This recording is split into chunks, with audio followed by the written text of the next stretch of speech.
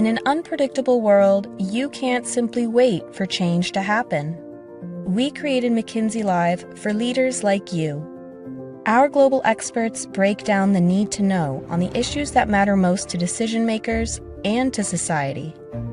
We'll introduce you to leading research, new and transformational ideas, and practical knowledge and strategies, all to empower the changemakers of today, enabling you to step forward boldly, tackle real challenges, and drive change with clarity and purpose. We're helping you take control so you can drive the conversation, so you can lead fearlessly while leaving no one behind, so you can take the reins to create and accelerate growth, so you can build resilience for the future. Together, we can push towards the opportunities of our era. Let's get started now.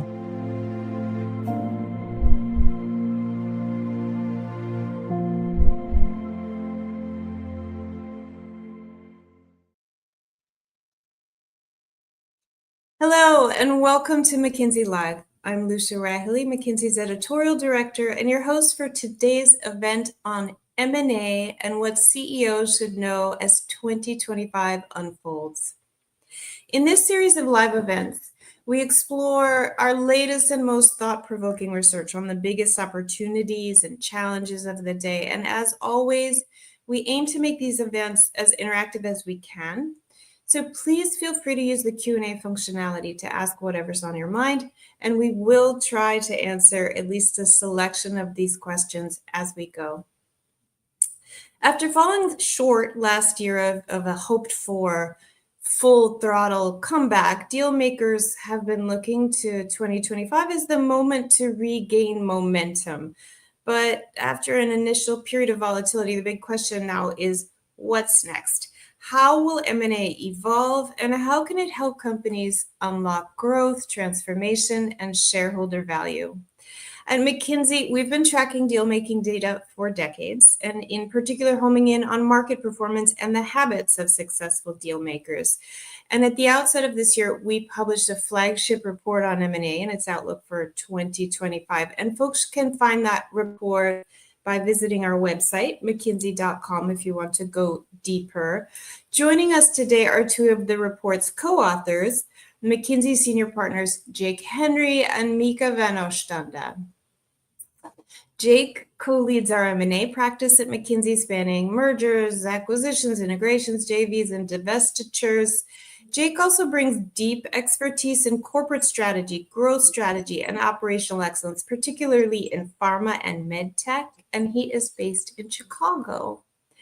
And Mika also co-leads our global M&A work. She has led major transformations of companies in corporate, retail, and private banking, and she works very closely with European banks to renew business models by applying digital and advanced analytics supported by capability building programs. Mika is based in Brussels. Jake and Mika, welcome to McKinsey Live. Thank you, Lucia. Great to be with everyone. Thank you, and good morning, good afternoon, good evening, everybody. So let's start with some context. A few months have elapsed since the research was published in February. How's the M&A landscape shaping up now in 2025, and how has it shifted? Jake, let's start with you, and then Mika, as always, please feel free to build. Well, in some level, it's kind of a funny question because, the world changed. It's hard to believe that Liberation Day was only 6 weeks ago, if we really think about it. But maybe let's take a half step back and just look at where we came from. In 2021, we saw one of the largest spikes of M&A that we've ever seen. And that was driven a lot by private equity, a lot of corporate transactions. Big deals were kind of the name of the day. And then we had a consistent slide for 3 years. And of course, there was quite a bit of hope in 2023 that we would see a rebound, in 2024 that we would see a rebound. And if you look at the data, 2024 actually was a year of kind of a 10% increase in deal volume. And it was of many things. It was the year of the tuck-in, where many strategics in particular continued to add to their portfolio in that way. We did have some big deals. We saw big deals in oil and gas and tech, some in banking, and continued in life sciences. But I think there were a lot of expectations headed into 2025. And we'll tell you in a minute, I think we got it right when we called out the level of uncertainty, but we'll show you some of that data soon. But 2025, actually, if we look back, March was getting really exciting. And I think everybody was getting ready for the M&A party in 2025. And then all of a sudden, as happens sometimes at a party, the music was put on pause accidentally. And I use pause intentionally, though, because I don't think it was a full stop or somebody knocked out the power. I think it really was a pause. And the real question from here is, where do we go in the U.S. in particular? But Mika, what are you seeing in Europe?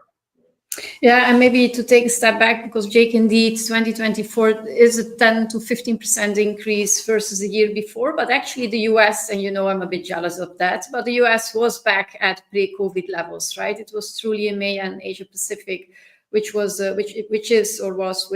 trailing, and we organized in March our McKinsey Goldman conference in London, so a bit more EMEA focused, and a very interesting analysis was brought forward by our colleagues of Goldman, where they were comparing the M&A activity versus market cap. And so pre-COVID, we were systematically well above the 4%. In 2023, we hit actually a low of around 3%. And in 2024, we were back to around 3.5%. That all gave us hope until the conference was mid-March. So that all gave us hope that in 2025, we would go into the direction of 4%, right? I think there was an overall optimism at that conference that we will also show you a bit later. I think you also already mentioned, Jake, the share of large deals was significantly lower in 2024. So this was really the year of the tuck-in. A lot of separations. We saw actually a doubling of separations in Europe. We only saw 2 large deals, i.e. above 10 billion in Europe last year. Luckily, at least in the first quarter, there was a bit of a catch-up in Europe. And honestly, April was also not too bad. And maybe one last element is the cross-border flows.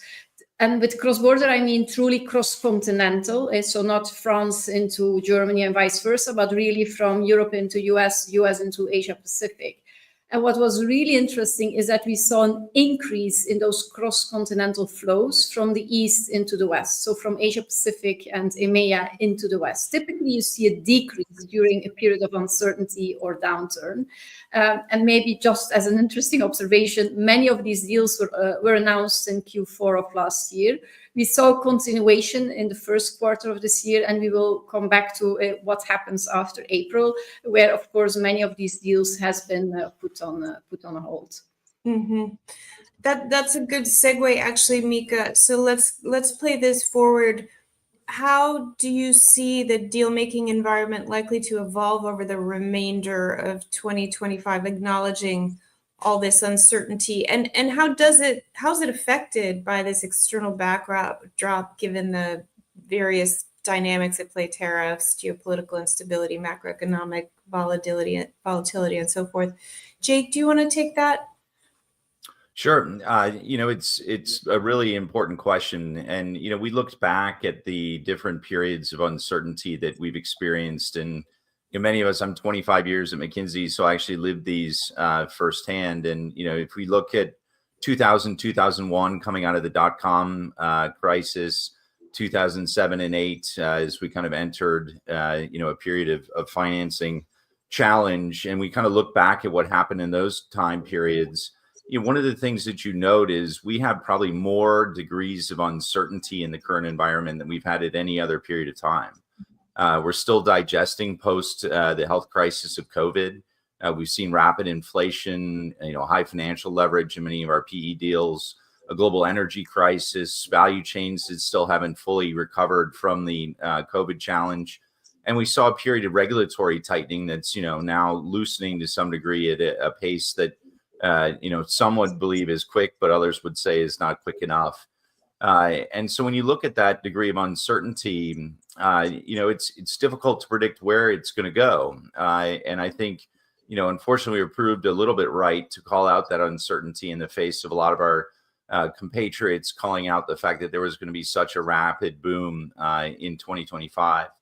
But I do think there are still bright spots. There's 3.7 trillion in dry powder on the balance sheets of Fortune 500 companies. There's over 2.1 trillion of undeployed capital in the PE landscape at the moment, searching for deals. And so, you do still get the sense that, there is a upside scenario where interest rates could continue to move in a positive direction, where the CEOs and the corporate boards that have been eager to be able to add to their portfolio really do get moving and going. And, again, with the regulatory environment shifting in more of a pro-business sense in the US, I think there is still a scenario on the table for a pretty solid second half of the year. Mika, what are you seeing in Europe? Yeah, and maybe Lucia, if it's okay for you, let's maybe move first to the sentiment and how we have seen the sentiment evolve over time. And maybe not surprisingly so. You will see. Can we move to the next page? Yes, excellent. Over here, you will see a polling of executives at 3 moments in time. In February, it was roughly third week of February, second week of March, and the first week of April, literally a couple of days after Liberation Day, where we ask it a very standard question: how do you see M&A activity evolve going forward? And so in February, and so I would say no change versus 2024. Activity will slowly build throughout 2025 in a resurgence. So the last 3 columns is all, I would say, positive. The first column is more on the negative side, halt or being, or actually a decrease. And you saw optimism, right? In February, where 77%, so 16 to 17% of people said like, yeah, this will further accelerate. In March, a bit the same levels, where also roughly around 70 to 80% would say this will at least be the same as last year, but actually further accelerate. There was a lot of optimism in that conference, despite the first tariffs already slowly but surely announcing itself. It was actually the weekend before the conference, but there was still quite some optimism. This is the polling of April, so indeed a few days after Liberation Day, and you see that the sentiment is shifting, where 37% are saying like, look, M&A activity will hold. And we also had last week our European M&A Council, where it was a 50-50. 50% saying like, look, this will come back, 50% saying like, no, this will hold. And I think we discussed it like, and nobody knows, right? If you would know, we would probably not be sitting here in this webcast, but do something else. But there are probably 2 big scenarios which people are putting forward. The first scenario is, are we in a COVID-like situation? We put 3 months, our lives on hold. We try to get our arms around it. And then as of July, August, before, after summer, activity will pick up again, because in the end, all of these tariffs, I mean, it's not that bad. And we learn to deal with the uncertainty. But there was also 50% of the audience who said like, Mika, yes, maybe the actual tariffs implications are quite manageable and maybe do not hit 60, 70, whatever the number is of the companies. The fact that there's so much uncertainty into the world, let's say, that will make boards and executive committees much more cautious. And they will be very cautious on doing larger deals. They will probably continue to do the smaller deals, the programmatic acquiring, but really the large deals, the transformative deals, the strategic deals, where we saw actually quite some interest in the first quarter, where we saw more announcements in the first quarter than the year before. There, our M&A Council said, like, look, I don't think that will happen. And it's truly a 50-50 divide. So, Lucia, let's have a webcast again in a year, and then we will know what has happened. In a year, Mika, I don't think we can wait a year with the pace that things are moving. It's going to have to be on a bi-weekly basis. It's interesting when you talk to executives, that were working on deals, what has kind of happened, right? I mean, the first thing, of course, if they were progressing down a deal path, they had to go back to their models and figure out the impact of tariffs. In parallel to that, of course, they're trying to figure out what tariffs are going to do, and these trade battles are going to do to their own earnings. And we saw a lot of executives spending an enormous amount of time on that. The executives in the M&A world were then looking back at their models, and they're having difficulty trying to figure out the relative exposure that they had between themselves and the targets, as well as then what to do with China revenue. And those two sources of uncertainty really, I think, led to the pause to let things shake out. But there's a lot of creativity that you're starting to see, frankly, from the executives out there. And we'll talk in a few minutes about programmatic acquirers and some of their mentality. But the most creative CEOs are going back to an old classic McKinsey approach of looking at the structure, conduct, and performance in their market landscapes and considering them in the context of these shocks. And the shocks are not just tariffs, right? I mean, we still have other really exciting shocks that are on the upside, things like AI, reconfiguring of global trade corridors, shifts in views of the outlook for different geographies in terms of what they'll contribute from a growth perspective. And those creative CEOs are really looking for opportunities. Where can they take advantage of their own footprint that would allow them to create synergies in an adjusted trade corridor world? Where can they actually add from a growth perspective in an almost counter cyclical manner where they have the insight and foresight to see where they can play. And so you're starting to see, the leaders in the marketplace really start to separate themselves. They're taking advantage of opportunistic deals as well in mid-cap companies that may or may not be more affected by tariffs than some of the larger conglomerates. Mm-hmm. Mika, anything to add there on how business leaders might be capitalizing on these opportunities that Jake is describing? Well, let's maybe move to this analysis, Lucia, if that's fine for you. This is actually a polling. Every 1 to 2 years we poll or survey close to 1,000 executives on how prepared they feel from an M&A perspective along the full funnel. So from an M&A strategy and blueprint, the proactive sourcing, the DD, and then the execution of a deal, whether it's now integration or separation, and then what is the underlying M&A operating model they're building.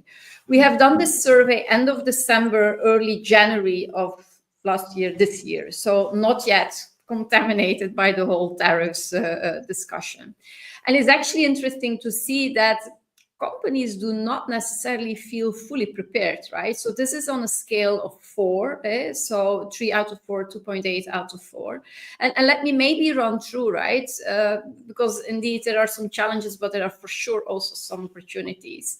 I think on M&A strategy and blueprint, we see there the level of preparedness a bit going down when we compare these results to 2 years ago. And that is partly linked by they feel less comfortable. The capital or the money is not for free anymore, so they need to prioritize more strictly in their targets.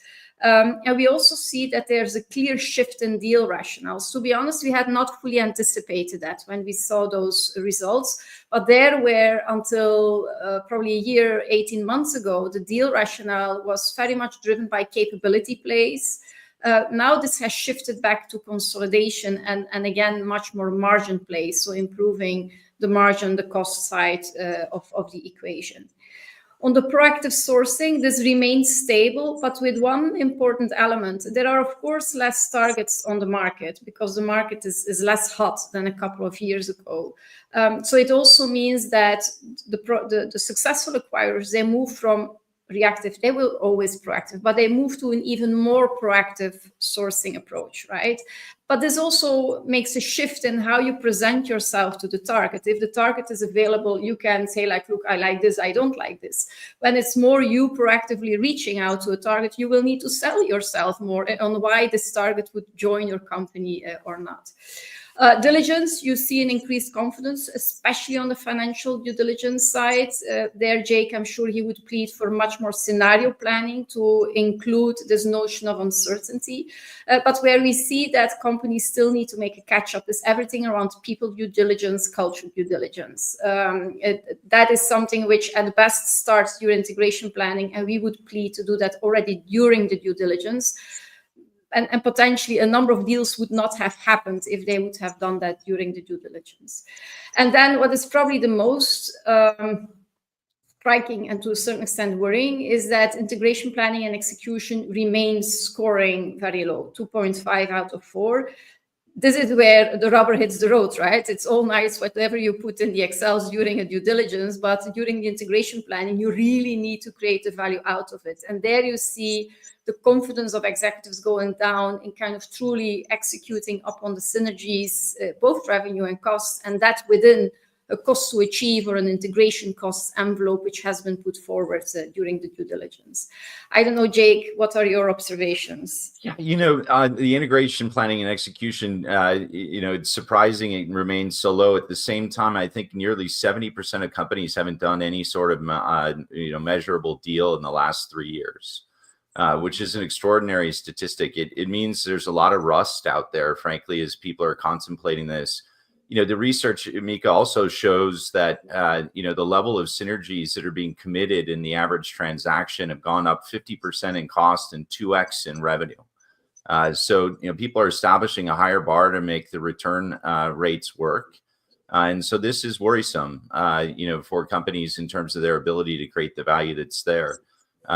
Certainly an opportunity for most of us to actually brush up on our integration skills and spend the time building our teams in a way that actually gets them ready for the events that are coming. Thanks, both of you. So I'm a little bit mindful of time. I want to get to the how, to what leaders can think about doing differently. What does the research tell us about winners versus other companies in the mix? In other words, why are some companies outperforming on returns despite so much exogenous volatility? Jake, do you want to start us off? Yeah, I'll start, and then I'll quickly turn over to Mika here. But we've done research, and I feel like we're a broken record a bit on this. But programmatic acquirers, who are about 15% of companies out there that do 2 to 3 transactions a year, are those that outperform consistently all other cohorts of companies. And as I said before, 70% of companies haven't done a deal in 3 years. 50% of those are what we call selective acquirers that are averaging just under one deal a year. And you can see the relative performance. People that do deals outperform those who don't, which is a good thing. But those that pursue an entirely organic strategy, have a much lower TRS over time than anybody else.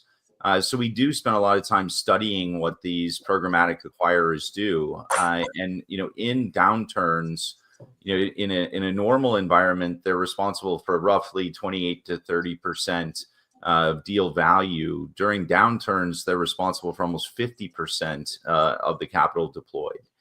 So there's a lot to learn from them. Mika, do you want to share a little of what we've seen? Yeah, in terms of maybe the habits, the 7 or 8 habits of programmatic acquirers, let's maybe move there. So next slide. Thank you. Thanks a lot. So the 7 habits of those programmatic acquirers, and maybe they're not necessarily all super duper PhD-like, but some of these are truly common sense, right? So this notion of doubling down on a successful M&A strategy is first of all, having an M&A strategy is important. Not necessarily every company has a true M&A strategy. Everybody has, on average, corporate strategy, and not always a true M&A strategy. Kind of identifying what are now the themes where M&A can truly add value to your company, where it can add to growth, where it can strengthen the core or your adjacencies or your step outs. What we see programmatic acquirers do over time is that through these acquisitions, they truly shift the portfolio, and hence they also shift the multiple or the valuation of their company. And we see roughly that they do 1/3 of their investments in core, core assets or core capabilities, 1/3 in adjacencies, so still linked to it, and then 1/3 is step outs, truly investments outside of their core and their core industry. This notion of developing strong internal conviction, and that's maybe a little homework to our audience, but do ask your board, your executive team, and probably your senior leadership, what is our M&A strategy? And I would love to hear back from you. What is the answer you're getting? Our experience is that the answers are very diverse and not necessarily all going into the same direction. Let me jump on a few. This notion of full potential, Jake was also mentioning this. The bar is going up, especially on the revenue side, also on the cost side. But the bar is also going up in terms of how do you think about this full potential. It's not only about combinational synergies, but also transformational synergies. What can you now do together, which each individually could not do before? And irrespective, I would say, can you do that tomorrow, today or tomorrow? It's really a 2 to 3 year time horizon, but knowing that for combinational synergies, the really hot spot is the first 12 to 18 months. I still want to do a plea again for starting with a healthy culture, really investing time in that during your integration planning and execution. I think this is the one theme which truly comes back when we interview CEOs and CXOs, is that they say on average, look, culture is the one element which I truly underestimated, and where I would invest more time if I would do it again. We have also seen in our research that there are a number of management practices at the acquiring side, which makes you more successful when doing deals. If, for instance, having role clarity, for instance, having a very clear performance management system, and then also a very clear reward and consequence management system, all helps in being a more successful acquirer. And when you reflect on it, it's kind of logical, right? If you can be clear to the target on this is how we're organized, this is how we work, even if they don't like it, at least there's clarity on how it works, right? And they don't need to second guess. I still want to, if you allow me, Lucia, take 1 minute on the stake a best owner mindset. We see that successful acquirers or investors are also successful divestors. We roughly see that they divest a third of what they have been investing 5 years ago, not necessarily the same asset, of course, but that divest a third of what they have been investing 5 years ago. So they continuously reflect on, am I still the natural owner of a certain asset? That comes with a very specific skill set on the separation side. As some people would say, wow, Mieke, separation is kind of the other side of the same coin of an integration. Well, honestly, it's not true. It's it's of course adjacent, but it's a different skill set you need to look at. And we see that actually roughly half of the separations, whether it's now on the divesting side or on the investing side, are actually loss-making. And this is about delayed closure times. This is about stranded costs. This is about not optimizing your operating model for what it is supposed to do after you have divested a certain asset. So, and as we have seen in the numbers, divestments or separations have doubled in number over the last year. This will become very important skill set for companies. But let me stop here because I realize we're close to the end. Thank you. I was just strolling through the chat, and there's a ton of questions in here about private equities. So maybe I'll take those. And then there's a bunch of questions on how deal types will evolve in the coming bit. So maybe you can grab that. The private equity landscape has been in lockdown basically for the last 3 years, if we're really honest. Interest rates in particular have made it very difficult for them to transact. And hold periods have now reached almost 7 years in most portfolios, which is, well beyond where we were at least 3 years ago for sure. So there's a lot of eagerness to transact. We mentioned the 2.1 trillion in undeployed capital. But it's still tough out there. I think, the PE companies still have assets that are only 2 years post-COVID. So establishing the right trend line, and then all of a sudden you throw in a shock of tariffs. And there's a lot of have or have nots on the tariff side. So either they have exposure or they don't. And it's almost kind of a light switch binary type circumstance. So, a lot of pent up demand. When you speak to the private equity world right now, there is a lot going on in terms of exit diligences, figuring out where they can actually move in their portfolios. So, a couple, more decreases in the level of interest rates globally, and I think you could see quite a bit of transaction in the second half of the year.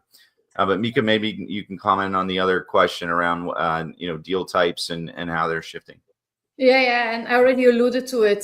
So there where I would say 10 years ago, especially during the two crises Jake was referring to, the financial crisis, the sovereign debt crisis, we saw consolidation as one of the key deal rationales, right? Also, very often these were fire sales in some cases.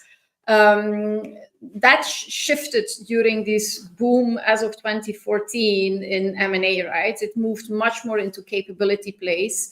buying a specific capability, specific type of products, entering new markets. That was actually 60 to 70% of the deal rationale. And that has actually shifted back to consolidation, to buying actually products and services within your core and portfolio.